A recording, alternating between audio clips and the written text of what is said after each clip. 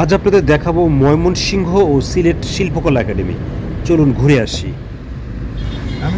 দেখছেন জেলা শিল্পকলা একাডেমি ময়মনসিংহ।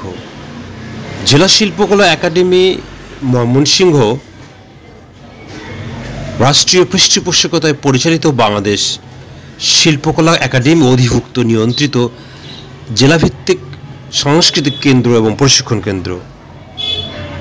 এটি ময়মনসিংহের সদরে অবস্থিত। আপনারা ভিডিওতে জেলা শিল্পকলা একাডেমি দেখছেন। ময়মনসিংহ জেলার রাষ্ট্রীয় বিভিন্ন প্রোগ্রাম এই শিল্পকলা একাডেমিতে হয়ে থাকে।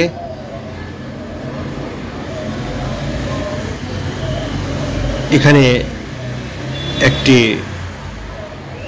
ভবন রয়েছে, সেই ভবনে জেলার বিভিন্ন সাংস্কৃতিক অনুষ্ঠান এই শিল্পকলা হয়ে থাকে। শিল্পকলা একাডেমি মূলত সঙ্গীত, চারুকলা, নৃত্য, মঞ্চনাটক সহ বিবিধ সাংস্কৃতিক বিষয়ের চর্চা এবং বিকাশ ঘটানোর উদ্দেশ্যে প্রতিষ্ঠিত।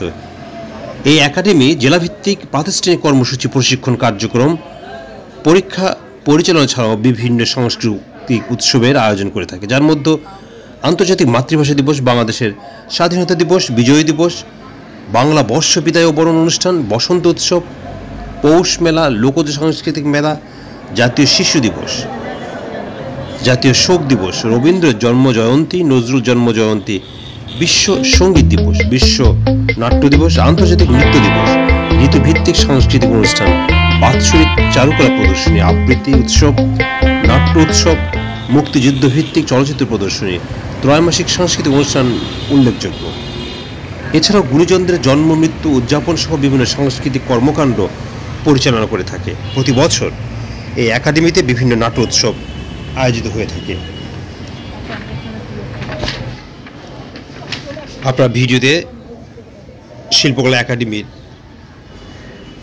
বিভিন্ন লোকেশন দেখছেন। একটি অনুষ্ঠান পরিচালিত হচ্ছে।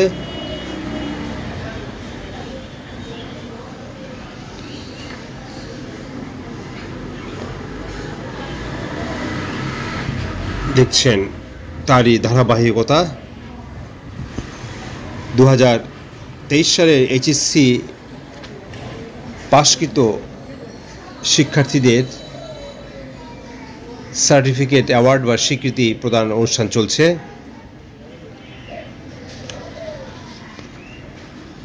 আগে বলা হয়েছে এই একাডেমি জেলাভিত্তিক প্রাতিষ্ঠানিক কর্মসূচি, প্রশিক্ষণ কার্যক্রম, পরীক্ষা পরিচালনা ছাড়াও বিভিন্ন সাংস্কৃতিক উৎসবের আয়োজন করে থাকে।